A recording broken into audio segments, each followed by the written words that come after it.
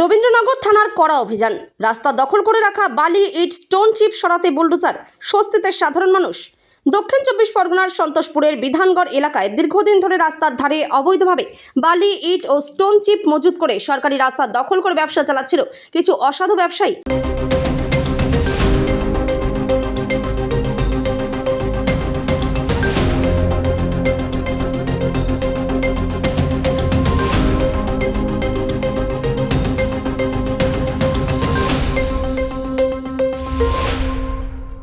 প্রশাসনের পক্ষ থেকে একাধিকবার সতর্ক করা হলেও সেই নির্দেশ অমান্য করা হয় বলে অভিযোগ।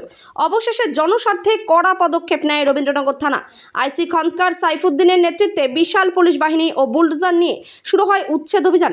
রাস্তার ধারে বেআইনিভাবে রাখা নির্মাণ সামগ্রী সরিয়ে ফেলে রাস্তা দখলমুক্ত করা হয়। প্রশাসনের পক্ষ থেকে জানানো হয়েছে, সরকারি রাস্তা দখল করে কোনো বেআইনি ব্যবসা করতে দেওয়া হবে না। এই ধরনের অভিযান আগামী দিনেও ধারাবাহিকভাবে চলবে।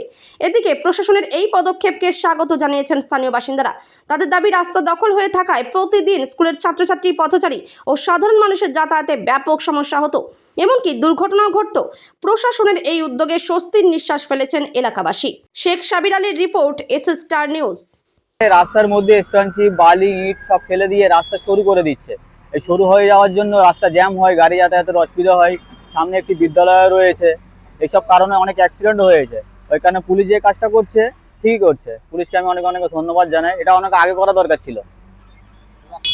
আশা করি খুবই ভালো করছে পুলিশ, ভালো কাজের জন্য করছে, পাবলিকের জন্য করছে। আমরা চাই রাস্তা বড় হোক, গাড়ি যাতে না জাম হয়।